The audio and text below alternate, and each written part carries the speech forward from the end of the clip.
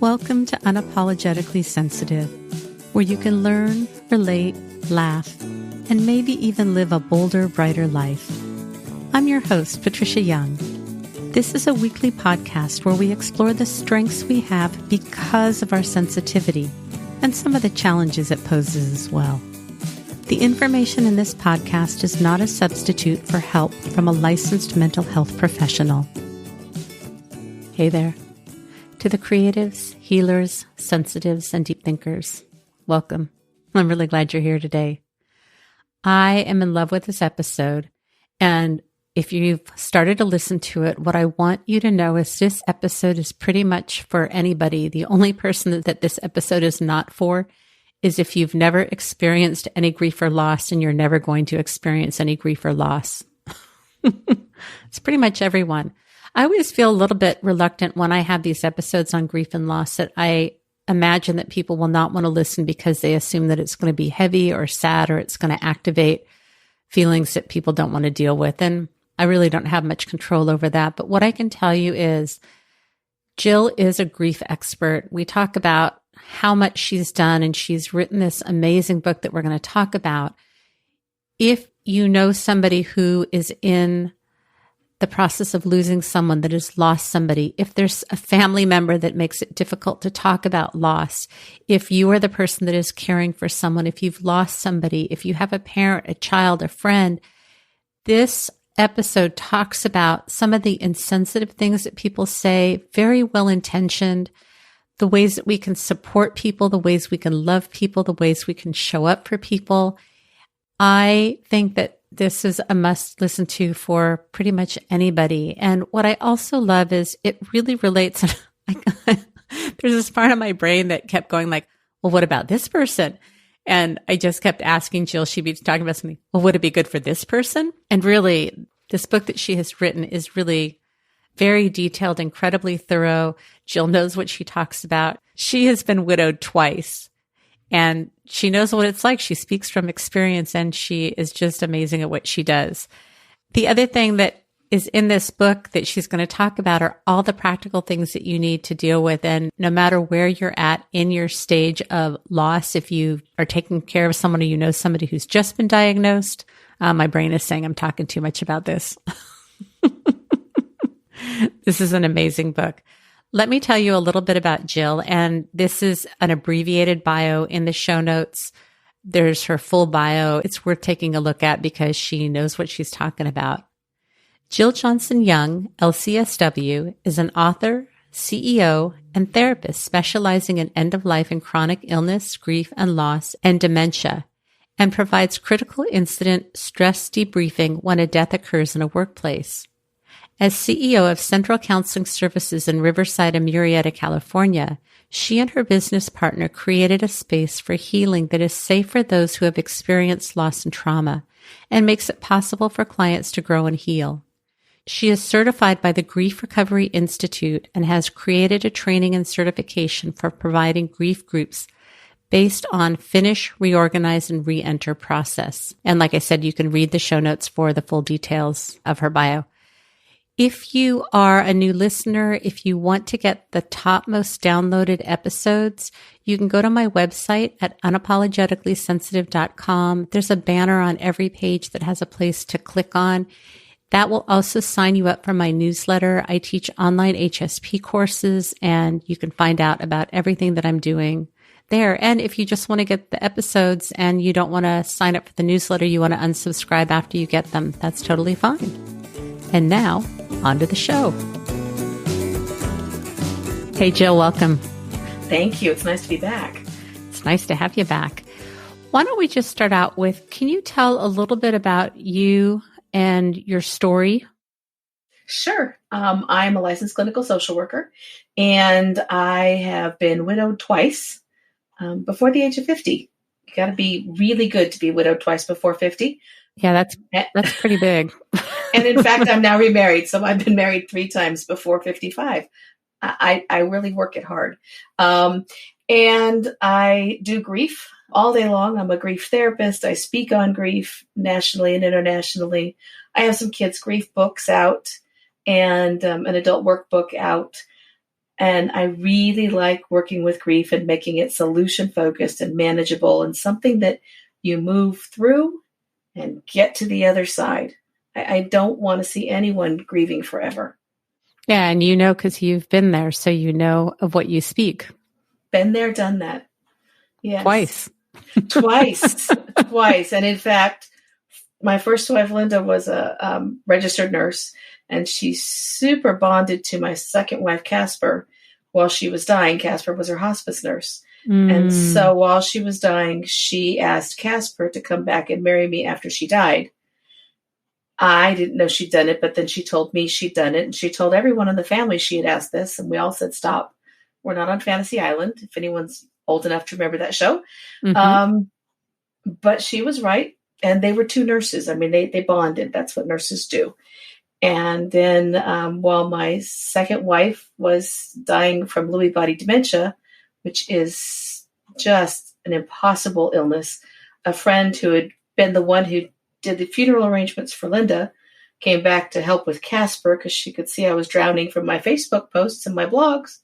And now I'm married to the funeral director who took care of both my late wives. You just keep it in the family, don't you? I do. And now we do mortuary at night and grief all day. I'm all the fun. That's funny. And for the listeners, for anybody that knows Robin Williams, he died of Lewy body dementia. It is a really awful disease. Yeah. And that is why he took his life, because it was just too much to handle. Yeah. What was the impetus for this book? When both my wives were sick, I was sick to death of people asking me how they were. You get the calls, the emails, the texts, all the stuff. And I didn't have the energy for that and working and taking care of them and the kids. So I wrote blogs. And I wrote the blogs so that if folks wanted to know, they could. And if they didn't want to know, that was on them. I wasn't going to take the time to reach out. And the blogs turned out to be something people liked and they learned from. And as far as I know, there have been about 10 people diagnosed with Lewy body earlier than they would have been because of them now. Wow. And they've been used to educate hospital staff about how to deal with dementia patients. And I'm a social worker. It's organic for me to teach and to change and to shape. So I did. And when I was looking back at those blogs with my current wife, Stacy, she said, you have got to get this out. This is information people need to know. You know how to help people because you were a hospice social worker for more than a decade, how to get ready to die. You know how to help a spouse get ready to die and a spouse to say goodbye. And you know what it's like to walk through that grief and find a new partner and deal with all of the resistance that incurs. And to be able to anticipate for folks that they're going to get blowback if they decide they want to do grief their way. Yeah. Because when you are grieving, everybody has an opinion. And everybody's opinion is different, and everybody's opinion is right. Yeah. There are grief rules, and they're stupid. Right. I want to ask you about those in a minute. My guess is because you were writing about your process and what was going on, that was probably healing for you, but you also allowed people to come on the journey with you, which my guess is why people really responded so well to it. Is there any accuracy in that? There is. When I started out, I just put all the blogs in a pile, and it was an enormous number of pages, which any writer knows is a really bad idea. And I was working with someone who was helping me shape it. And she said, Jill, people don't want to hear your story. They want to hear how to do this. We'll weave in bits of the story, but you got to tell people how to do this. You got to use your professional and your personal and teach other widows how to become widows and how to do the dying process in a way that's going to be best for a couple. And how for that other half of the couple that's still here, how they can help manage their own life and not let other people take over their grief process. That's what you've told me you want to do. Let's do it that way. And that's indeed how it is. It's a handbook. It's got exercises. It's got the things to do, the practical boots on the ground stuff of the dying and the working through the end of it. I love that. I want to read a quote from your book, if you're okay with that. Mm-hmm. Being a rebellious widow means seizing control of your own destiny rather than letting others dictate it for you based on a bunch of external nonsensical rules. You get to make your own rules, set your own expectations. You get to decide what path you want to follow. A rebellious widow must also develop the resilience needed to let the insensitive and even cruel things people will say roll off your back. Even the most well-meaning people in your life may question your decisions. They may ask, how dare you find the courage and strength to reimagine your life, to keep living it rather than to feel and behave indefinitely as though you had died too. Say a little bit about why you wrote that. I wrote that because that is the experience I see in virtually every client. I saw it for 12 or 13 years doing hospice, and I experienced it in my own life. When your partner dies, everybody wants you to do things, smile, don't smile. Be happy, don't be too happy. Be sad, don't be too sad, because then you'll make other people sad. And for God's sakes, if you're a woman, do not go on a date for at least 1 year. If you're a man, absolutely. You are hot property. But if you're a widow, you better keep the sackcloth and ashes going. And it is surprising how much damage people can do who mean to be kind and supportive, but their words come out in a way that alienates them from the person who's grieving, puts them in the outer circle of the griever's people, if you work on the circle theory, because that widow just can't tolerate hearing the shoulds and the musts and the how dare yous. It's not infrequent that widows are told you are being disloyal. You are not sharing, your grief enough. You're not sharing who died enough, how you shouldn't do that. And the reality is, and there's research that supports it, people who have a partner who dies from a chronic illness where it's been a substantial amount of time, those folks do anticipatory grief. The whole time their loved one is sick, dying, at the death, they have done about 90% of the grief they need to do. They're done. And in about 3 months, a large number of them are feeling significantly better, reestablishing themselves because they've reorganized their world in their head or on paper during that whole process.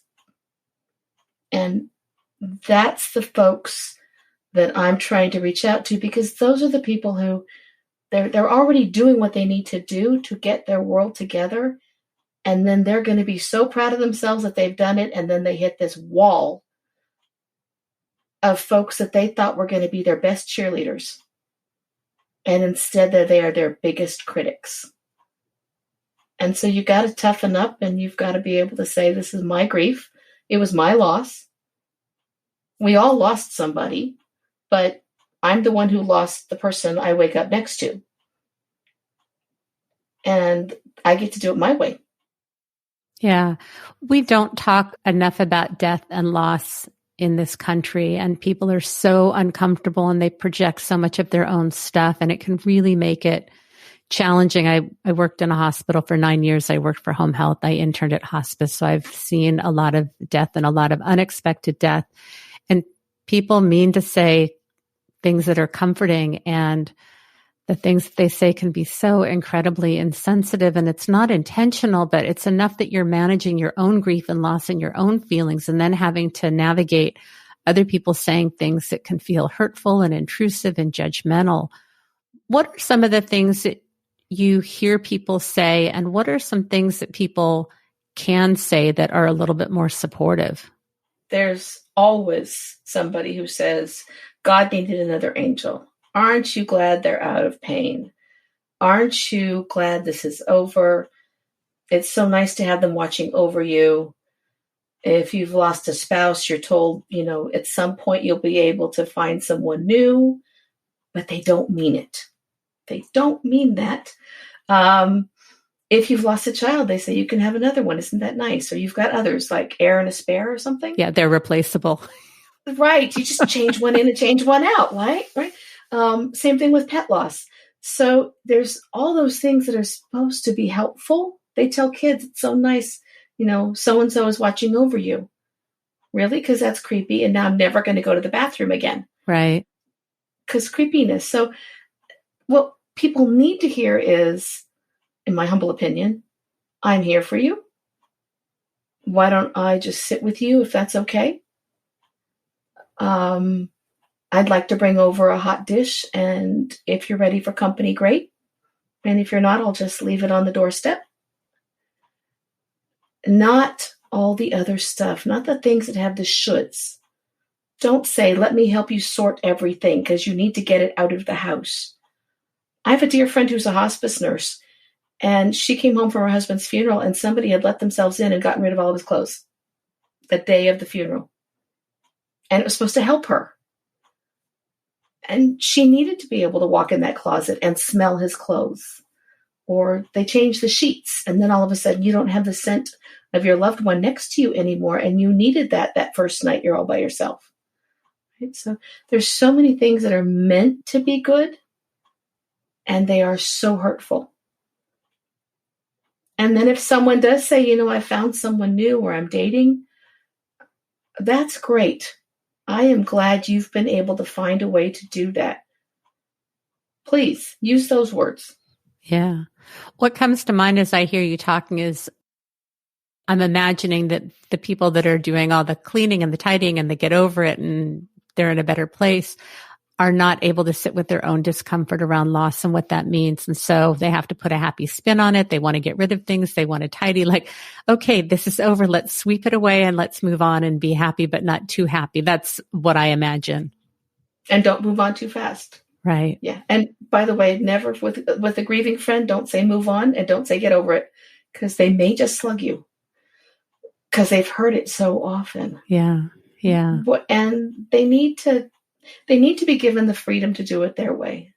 About a week after I was widowed the first time, a good friend took me out for coffee, and she said, we've got to go out for coffee. We need to go someplace nobody's going to know us. We sat down, spent about an hour, and she said, I'm 2 years ahead of you. You need to know. If you are going to smile, only do it with people that you can trust.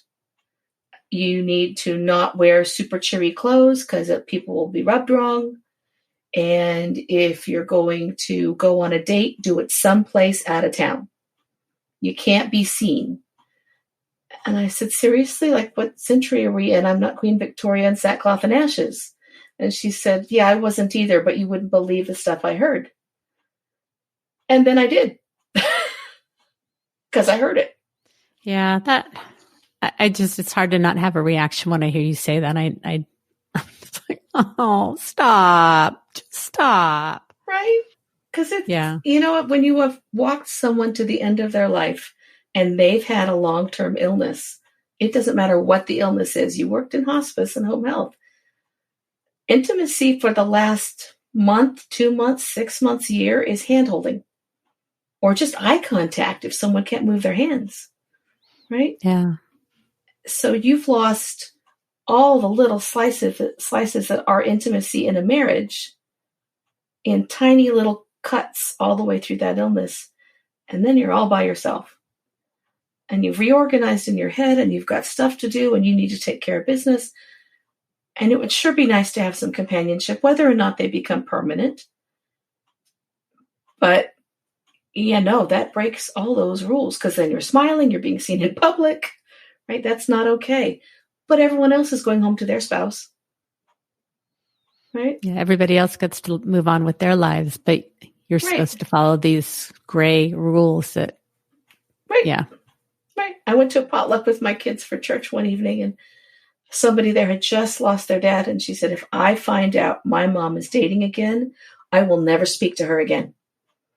And her dad had died a very long illness, and I had my second wife sitting next to me. And I said, I really hope you don't share that with your mom. Because sure enough, 11 months later, her mom had a new permanent person and was smiling and out doing things again and had reorganized her life. Yeah. Yeah. That's interesting. Can you tell me a little bit more about what is in the book and how it's helpful for people and who should read it? It is intended for someone who is either suspecting or pretty sure or knows that their spouse is in a terminal illness. So if you're a chronic illness that you are pretty darn sure it's going to not get out, you're not going to get out of any way except through death. Or for those who love those people, who need to know what their world is like. It will have information in it that will help them understand what their friend or loved one or family member is going through. The boots on the ground stuff includes things like how to organize your notebook so that you have all the information you need when you go to the doctor. How to talk to the doctor if you don't want your loved one to know that you're talking to the doctor, because sometimes you got to tell them stuff that your spouse doesn't want them to know or is embarrassed about, because losing the ability is embarrassing for 99.9% of us. It includes how to navigate medical care and DME, durable medical equipment, and what kind of paperwork you need, because it takes a lot of paper to die. And it takes a lot of paper to protect yourself after your spouse dies. It talks about what hospice does and what the different roles of hospice are to encourage people to call for hospice sooner than later. Because those of us who work hospice know that the vast majority are referred now in the last week or 3 days of life. And it should be the last 6 months of life. And that way you've got the comfort with the team, and you know the prescriptions are going to be delivered to the door, and you know which nurses you especially trust and like. It needs to be that. So it's also got information as to how to get hospice if your doctor's not doing it. Yep. Because a lot of doctors won't make the referral because they feel like their patients are going to think they're giving up on them. And my experience working in the hospital was families felt that it also meant that they were giving up on the patient. I would often tell people, you can go on hospice for 6 months and then you can get recertified. And there are people who have gone off hospice and then they end up dying of something else later on, that it doesn't mean a death sentence. But generally, by the time people sign up for hospice, hospice is on for 2 or 3 days, and hospice can provide so much for the family. And again, I think it's that fear of death. If we take hospice, then it means that we're giving up or we're giving in, or the patient's going to feel that we're giving up on them. And it's so sad. Or we're going to use drugs and kill them sooner. Yeah. Right? I had someone in the clergy tell me, I killed my mom. I said, what? What are you talking about? I know what your mom died of. Well, I allowed morphine. Well, of course you allowed morphine. You wanted her to come be comfortable. Right? We use morphine to make people more comfortable in hospice, not to kill them faster. Right. Because nobody's trying to kill anyone. You're trying to make that transition peaceful for both the patient and the family. Right. And if you've got hospice there, you know what's going on. So the book also has a section about what the dying process looks like, sounds like, smells like. Because if you don't have hospice, you need that information. Or if you've got people who weren't educated by hospice, you can hand it to them and say, this is what's going on, read. Yeah. It encourages, the right kinds of care. That if you're thinking about a tube for feeding, these are the things to consider and talk about with your medical team, so that the dying can be the kind of goodbye that the spouse needs. And it talks about the emotional preparation, what things really need to be talked about, so that in your grief process, you don't have those things holding you back. There is, as much as some people fear death and dying, there is something that is so sacred about being present to the grief process and having those really meaningful, I'm getting chills as I'm talking, having those meaningful, significant, tender conversations that normally we don't have. And there's still going to be grief and sadness, but there's so much meaning and connection when we're able to do that. And I don't know that we talk about that enough, and that people really understand the connection that they can have with their loved one as they're going through the dying process, when we can really be present to it. Can you say a little bit more about that, a little bit more articulately than I can? I think you did a great job, but I smiled at first because every hospice person I know uses the word sacred when they talk about being present for the preparation of the death. There is something incredible about being allowed to even be there. But I have been with so many families. I did a long time with hospice. And to be able to help people say what they need to say, to apologize for things they need to apologize for, to take care of some of the business. What things do you really want me to finish on your behalf? What do you not? I had one incredible husband who was dying, who left letters for every single family member, planned his own funeral. He wasn't religious, but his wife was. So he said, okay, I hired the preacher in the church. I'm not really going to be there, but she needs it. And then he hired the Dixieland Jazz Band and the barbecue to come to the house afterward, paid for absolutely everything. Then I was there the day he died. And while we were waiting for the mortuary, I was making pancakes for everyone. And I handed out the letters. And he was joining us in his own way while he was laying in the lazy boy waiting for the mortuary to come. That's an incredible gift to be able to say those things.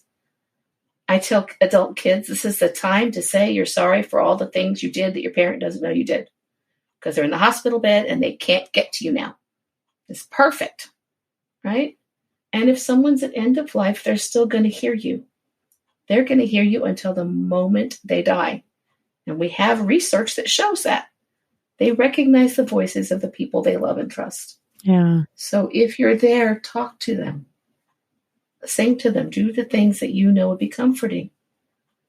Most people are so afraid to talk about death that they're never going to get to those points.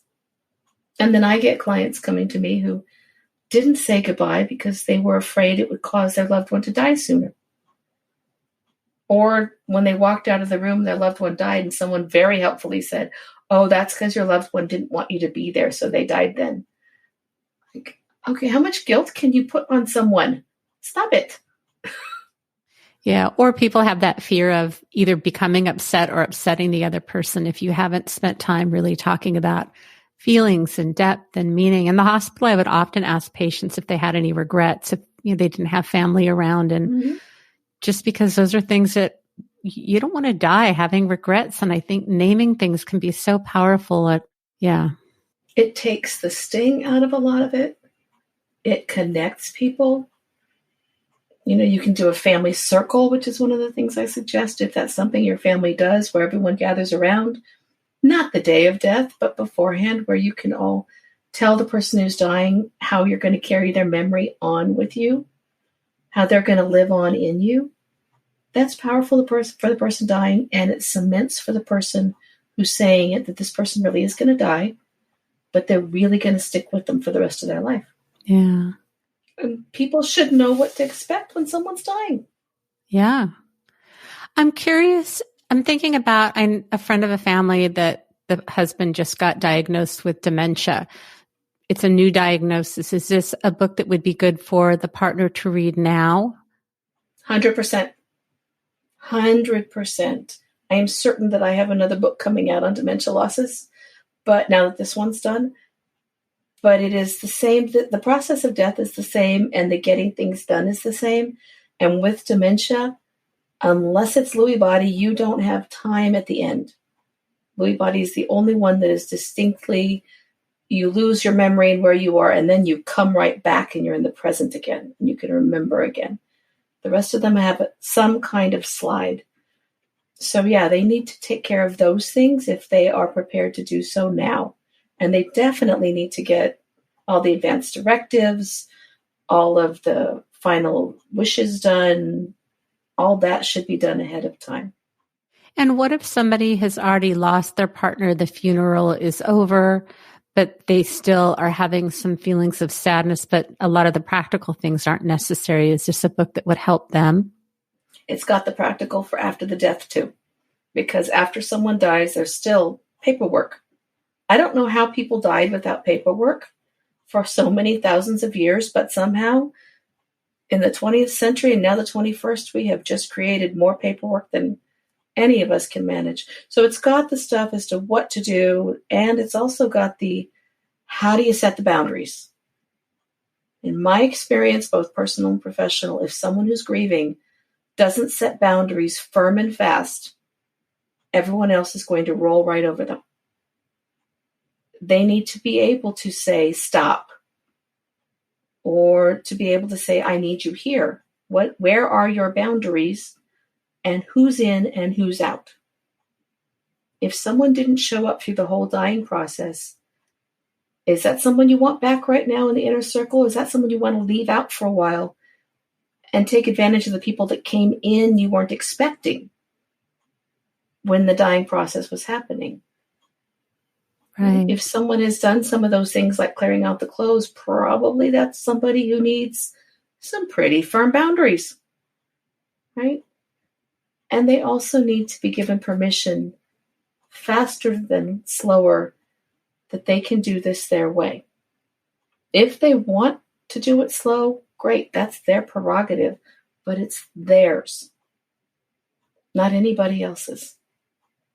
Yeah. Does the book address people's emotional needs? I feel like I'm harping on this. Imagine that, we're therapists. What about this person? So I'm thinking somebody who doesn't really need the paperwork, but is still struggling with the grief or didn't process it or didn't get the support. Are there things that are in the book that are helpful that are going to help that person? It's got all the exercises, all the things. If you haven't done the regrets and the other things ahead of time, you can do them afterward. You don't have your loved one there with you, but there's a process to do it. There are ways to identify what's holding you in. There are permissions for how you might want to talk to people. There are basically, as I see it, classifications of who we know. We've got the very good friends. We've got the folks we know, but from either professional or they're like the little church lady that you never want to say anything rude to. And then there are the other ones who are just periphery. How do you put those people where they need to be so they don't come at you? And if they're saying things, you can back them up and get away from them. For me, that's the frozen pea section of the grocery store. And that's how I think of that section, because there's always somebody there who knows you and walks right up and needs to talk to you. And especially if you've been a caregiving widow, that means you're already accustomed to reaching out and helping. So when someone walks up and says, "I'm so sorry, so-and-so died." Well, thanks. This is really hard for me too. And that little bit of energy you got left goes out to them. Wrong. So it's got the how not to do that. So you can reserve the energy for what you want. Yeah, it's designed to walk people through that and to get them relaunched. I love that, because we often don't know what's okay to say, what's not okay to say. I mean, ultimately, when we know who we are and what we need, we can come from that place. But what my experience is, and I'm curious to know what your experience is, that most people don't even know, like, I could say that would be okay.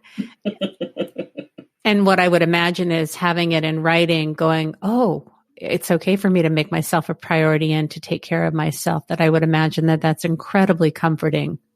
I actually have exercises in there that you do in the rearview mirror before you get out of the car. Whether it's to go to work the first time or to just walk into the grocery store or 7-Eleven, whatever that is, you practice them. So they just roll right off your tongue. And some of them you just need to raise your eyes, right? Of course, I wear glasses, so it's really helpful. I can pull the glasses down a little and give that, "Did you really say that to me?" look. Mm-hmm. Sometimes that's all you need, but you have permission to do it. You don't have to absorb all the body blows. Yeah. And death can be such a thing that people just have so much of their own junk around that they just can't contain it. And so it can be messy and very uncomfortable. And it's not even your stuff. When I see clients the first time, tell me your story. And that can take multiple sessions, and that's fine. What things have you heard that were not helpful? Right? Tell me all of those things. And tell me what you heard about the funeral or the service. Because that's another area people like to sort of violate. I'm sure it's because they think they're being helpful. Like, in case you ever have to bury another spouse, you could do this differently, right? Or they have a need to get something off their chest that you didn't use the right whatever it was. You got to be ready for those things, and you have to know how to put them back. Because nobody's expecting criticism about a funeral or a memorial service or any of that. And it talks about those things. Frequently, too, when people have had a death, there are lots of folks who never managed to quite show up at the house or the hospital. They weren't present, or if they were, it was like in and out, got to get out of here. because they're uncomfortable, and I get that. But then they have all the ideas about how you should have done it.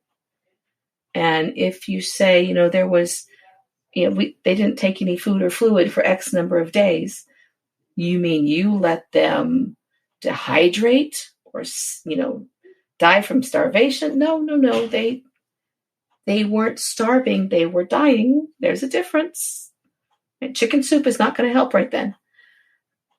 So it's got that information. How do you respond to those things too? So you're not defending yourself, but you're shutting it down. Yeah. My guess is that it's also helpful. There's always a handful of people in the family that don't do feelings. They don't want to talk about things. So even if you are a family member of the person who is dying or has died, and you have some of those family members, that it will help you to support the surviving partner. It does. And it should be helpful for those folks. It'd be good for, a group of widows to get together and read together. Because they tend to, when you are widowed, it's so classic. It feels like 1950 all over again. All of a sudden, it's an unbalanced foursome or sixsome, and so you're bounced out. And so the folks who get bounced out find each other. To me, it's just incredible that in this day and age that's still happening. But it does, just like when someone gets divorced. Yeah. There should be support for those folks, whatever their loss is. And instead, they got to find their own new squad. And if people don't know how to deal with the death and the loss, that person is excluded because the other couple doesn't know how to deal with their own sense of death and loss. And so it's a second loss or trauma for the surviving partner. Mm-hmm. It brings up their own losses. Or they may be one of those ones who is uncomfortable showing up during the illness. And so they are so embarrassed that they continue to not show up instead of just saying, you know what, it was too hard and I'm really sorry. And let me help you now. Yeah. Right. There's a person who does a great line of grief cards and other kinds of cards that are really funny, but she wrote them because she experienced stuff when her mom was dying. And one of her cards actually says, I'm sorry I wasn't there when I should have been. I just didn't know what to say. If we could all just say that. Yep. This is the book that says, say that. I love that. Mm-hmm. Can therapists use this book in their sessions? I think it would be amazing to use this in sessions. Therapists are no better at grief and loss and death and dying than the average person. Little known fact, they don't teach it in therapist school much of the time. And if they do, they don't teach the dying process. So it's got the information that they need for that so they can help prepare a client. Typically, we get folks coming in that they know their spouse is dying. And it's like, now what do I do? This is that they'll have the information. Have you gotten these things done? Let's talk about the decisions. What things do you guys need to say to each other? Facilitate that. You're not Monday morning quarterbacking. You're, Friday night, prepare the quarterbacking. Go home. This is your homework tonight or this week is to do these things. You will make that death process so much better for your client. And likewise, if you're dealing with a grief client, it'll give you some things to really be super aware of so that you can address those things as they come and not say the things you shouldn't say. I did a survey of therapists and hospice staff and grief people who were not therapists, and also people who were partners who were either in the process of one of them dying or a partner surviving someone who died. So it was all about intimate partner loss. And 100% of the folks on the service side said they would never bring up intimacy before the loss or after the loss. They would wait for whoever was the identified patient or client to bring it up. And 100% of those on the other side said, I so wished somebody would bring it up, but I was so embarrassed that they would think I was weird. If we could just be receptive as therapists to grieving clients are human and have needs, and dying families need to have permission to figure out how to maintain their relationship as it changes of necessity. Yeah. But so they don't feel separated toward the end. Yeah. What I would imagine a partner imagining is, how can I be talking about intimacy when my partner is dying, and why, like, how selfish of me. And the truth is, it's okay to have competing needs. It's okay to want things that your partner can't give you. Naming it and talking about it can be so powerful. And I think shame drives so much of what goes, shame and fear drives so much of why we have difficulties around death and dying and talking about it. It is. And, the partners also want to talk about it because they frequently, I've seen maybe 5 or 10 intimate partners die and not apologize at some point to their spouse. That part of their relationship had to change because they miss it too. Yeah. But there are ways to accommodate it. And so that's in there too. There are some suggestions for that because, it's reality. It's human. Yeah. And I've had new widows come in and say, can we just talk about this? Am I just wrong? No, you're not wrong. Right. I did a speaking engagement for a group of widows and widowers. And just before COVID shut everything down, everybody else in other rooms were talking about, the dying process or this. Or mine was advertised as, we're going to talk about intimacy loss. And I walked in, and kid you not, everyone there gave me a standing ovation before I talked. And then somebody said, can we just talk about this in brass tacks now? Because nobody wants to talk about this. It's an unmet need that we as professionals could be doing a whole lot better for. Yeah. Yeah. And it means that we have to do our own work. Yeah. If it makes me uncomfortable to talk about it, then I'm certainly not going to want to bring it up with a client. Right. Right. And there's a lot of areas of shame in those areas, but we need to talk about it because we want to see our clients be successful. Days that I see a grief client who I've been working with tell me, I feel like I'm done. I'm ready. I've got these things done. I'm going to go do these things with my life. You just feel like, wow, someone has just taken their life back. And it doesn't mean that they're not going to then go to the cemetery and visit their spouse. Right. But they've got their life back while they're doing it. That's incredible. Right. Okay. So okay, what was that thought? What about this client? I was actually thinking of a client that I worked with whose partner died by suicide. Like, I feel like a child. Would the book be good for this person? It works actually for most death. Of course, the front end is not where they're going to be, but the back end, yes. And then there are resources that it links to that will give them links to suicide survivor-led support groups, because suicide survivors, or the folks who've lost someone to death by suicide, they do so much better if they're in individual therapy to also have an adjunct of a group, but only a group of suicide survivors. Nobody else in the room. And led by someone who's been trained, but has also lived that loss. It's a specialty loss, and they need to be treated that way. Yeah. But they've got the same things. And likely someone who dies by suicide has had some ongoing issues. And they've been living an up and down life emotionally for some time. And in that process, the person who loses that person has in fact done some reorganizing just to cope. If you can tap into that and bring that forward and not make them feel guilty about it, like, this is normal. You were doing that because you had to. Sure. Let's build on it. It gives them the freedom to talk about it, because if you had someone who's tried to take their own life multiple times, they've got a sense that this might at some point happen. Yeah. Yeah. Death by suicide. It's a whole other ballgame. Yeah. It is. And the people who work in it are just incredible. I've had the good fortune of being at the Lost Team Conference, which is done nationally. And they have an incredible team of people that talk about all the different things. I met the man who was the keeper of the bridge in San Francisco for 18 years. Yeah, it's a big loss. It's a different kind of loss, but it's still, your partner has died. Sure. And you're still a widow or widower. Sure. And what is keeper of the bridge?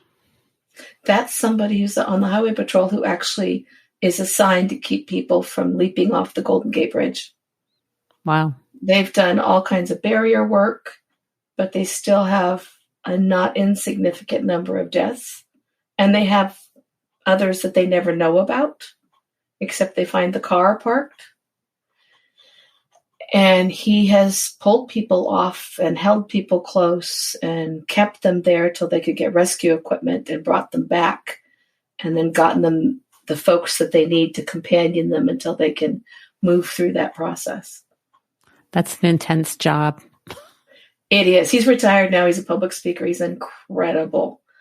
And he totally gets it. And he comes at it from a perspective where he'd gone through PTSD and depression and thoughts of suicide himself. He wasn't holding himself out as, ooh, I was this big guy and I just helped the people. He needed the people too.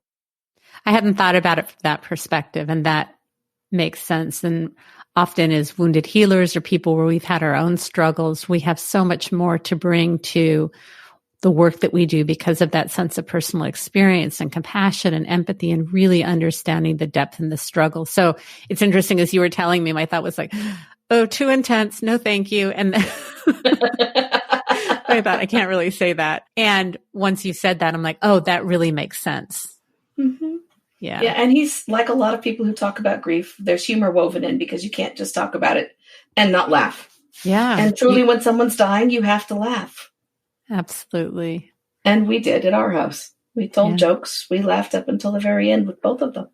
Yeah. Can the book be used in a widows group or in a group for widows? I think it would be great for that. Now, that's, of course, my humble opinion, but there aren't any manuals for how to be a really successful, happy widow who's worked her way through stuff. And with all the permissions, there are lots of books for widows. Most of them are about how to continue to grieve and put your life back together. And mine is all about, you got to work through the grief and come out on the other side. You are still going to miss the person, but you're not going to keep grieving. Yeah. And I used Queen Victoria as an example of that because she actually finished, she was apparently very much in love with her first husband. And then she found a new relationship and broke all the widow rules, and her kids destroyed all of the evidence. All of it. There's like one statue left of the guy, and he was left behind in a garden by accident. Everyone else was obliterated. Wow. So yeah, all that sackcloth and ashes was true in the beginning, and after that, it was the front that she had to keep for the widow rules. Wow. We've been doing this a long time. Yeah. Can you tell the listeners, I don't think people really have a sense of how deep in grief you are. It doesn't sound right. How far do you go, Jill? How deep is your grief? I don't think that people recognize how well known you are for the work that you've done with grief. So can you talk a little bit about that? I speak at a lot of conferences. I'll be speaking in 2021, as long as COVID doesn't stop us, in so far 4 states. I was supposed to be speaking in Australia during 2020, but we all know what happened to that. Shirt show. Yeah, exactly. I have a presence on the web. I have JillJohnsonYoung.com, which has just a ton of resources.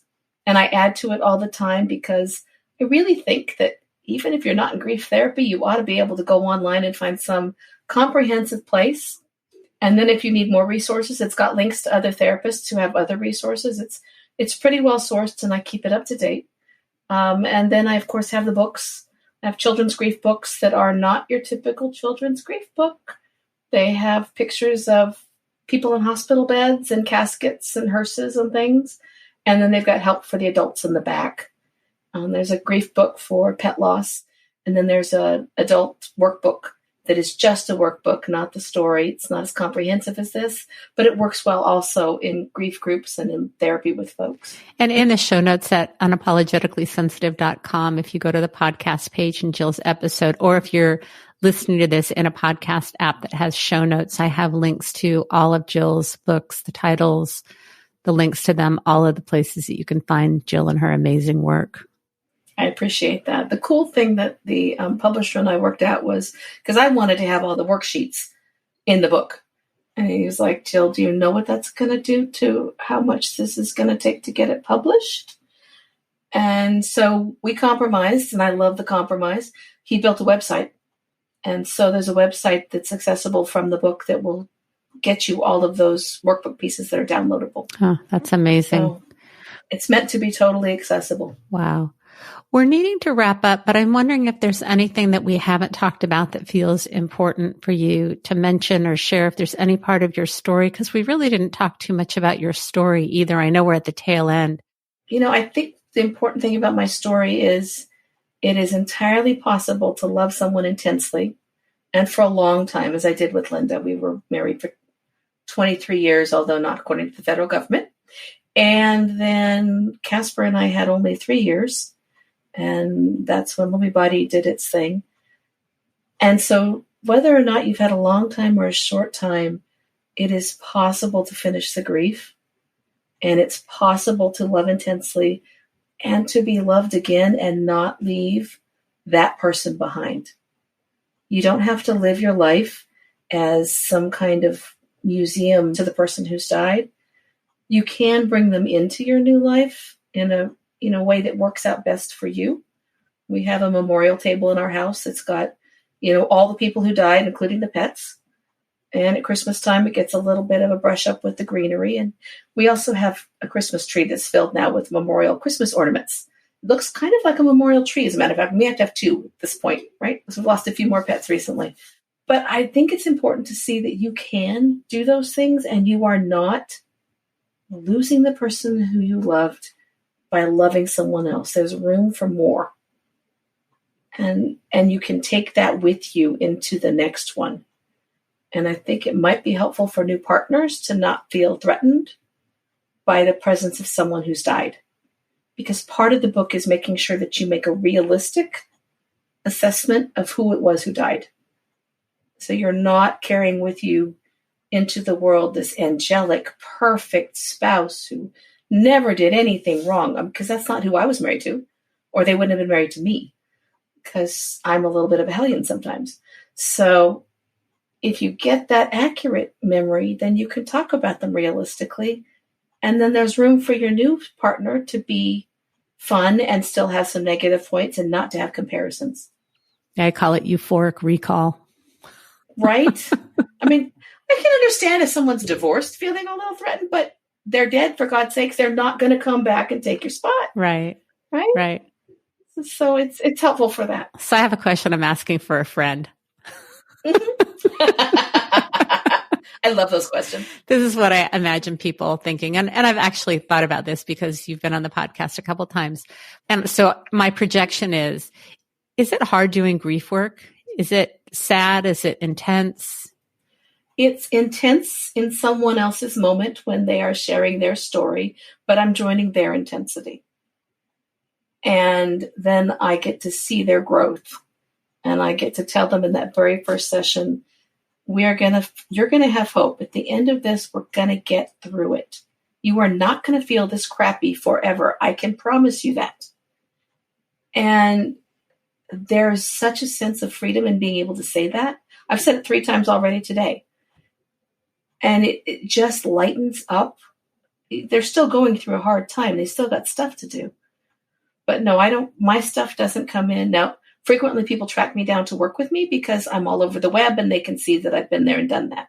And I do hear people say, I chose you because you've already been widowed and you're middle-aged. Great, thanks. We can maybe leave the middle-aged part out, but I've got some years on and some tread on me, right? They want someone who they can identify with. They don't want to hear everything about my story, but they want to know that when they're talking about just how crappy it is to go to bed at night and wake up and their loved one has died all over again for the first few months, that I get it. I'm not ever going to say, I understand how you feel, because I don't. Because maybe they didn't have that great a relationship and that's why they need me. I love doing grief work because it's energizing and powerful. I love speaking about it because when I speak to folks and I talk about, the dying process and what it really is versus what they thought they were seeing, I get people afterward coming up and saying, I thought they were in pain. I have held on to that image for X number of years. I feel like a new person right now. How awesome is that? You can't go out and talk about depression and have people say, ooh, yeah, because you're not going to say depression is going to go away forever. You're going to say that's how you manage it. There's some freedom and some gift giving that comes with doing grief. Yeah. Yeah. And also when you do grief work and you go to grief conferences, you meet a lot of people with just as twisted a sense of humor, and it's a lot of fun. Yeah. Well, it's interesting. Even after I said that and I was listening to you talk, I'm thinking about clients that I've had in grief work that I've done with clients in the hospital. I don't know how to articulate this, but there's this sense of heaviness, yet I've done it and it's been okay. And what I was imagining as I was listening to you is people who have gone through their own grief and have that memory of it being hard. And I think often we confuse intense with hard, and we forget to see all parts of it. So as I was asking you that and kind of reflecting on my own process, I wonder how many other people have experienced their own grief. And even though it was intense, it was manageable. But the way that we categorize that memory, the narrative that we have is that it's hard or we can't do it. And that's also part of what makes it challenging to be present when there's grief. Yeah, it's that I don't want to do that again. That was horrible. Or I sat through a death before. I don't want to do that again. It was horrible. And if I can, in my work, reframe that it wasn't horrible, it was sacred, and that what you were seeing was a normal process of someone transitioning out of this world, and you got to be part of that. Like, how incredible is that? What a gift that they have given you. Yeah. And that you get to be there to hold up whoever is the primary survivor, or you've been assigned to one of the kids to make sure that you get them out for ice cream afterward, or whatever your role is, you got to be part of that. That's incredible. And it doesn't have to be painful. It can be a gift, and it can be you know what, you can do this. This is part of normal life. We just don't acknowledge it anymore. I love that reframe too. I think that's really important to have that reframe. Mm-hmm. Yeah. It is. And people find that they can then look at it differently and be okay with it. Yeah. Yeah. Jill, we are out of time. This has been delightful. I'm so glad that we got to do this. Thank you. I am too. I think that's it. I don't even have time to go. Is there anything else? So I think we need to say goodbye. Just say goodbye. Say goodbye, Jill. Goodbye, Jill. Thank you for having me. Thanks for being here. Hey again. So I'm curious to know what you thought. Did you laugh a little? Probably should have told you at the beginning you were going to laugh, but chances are if you're here, you made it through the episode. I imagine that people do not want to listen to things that can be intense or sad. I wonder if I'm right or not. Shoot me an email. But chances are if you're here, you stuck through it. So I don't know. I really would encourage you, if you liked what you heard Jill say, her book sounds amazing. She sent me a couple of chapters that I was able to read some of them before we did this interview. I think it's a must-have book for anybody and everybody. Just my 2 cents. If you're interested in working with me, if you're interested in the online HSP courses, again, you can go to my website, unapologeticallysensitive.com. If you are a deep feeler, a deep thinker, if you've been told you think too much, you worry too much, you're too sensitive, you can't take a joke, you need to get thicker skin, you might be a highly sensitive person. What I'm imagining is you being a new listener and hearing this because of Jill's book. If you've been listening to the podcast, you're probably going, why the heck are you talking about this? That's why. I love working with highly sensitive people. We have so many gifts and strengths to offer the world, and I really see the traits that we have as being superpowers. And sometimes we just have to do a little bit of work to figure out how to manage the overwhelm, the overstimulation, the overthinking things. So we really can learn to thrive as highly sensitive people because the world needs us. The world really does need us, and we have a lot to offer. I think that's it. Remember, sensitivity is nothing to apologize for. It's our superpower. Have a blessed day.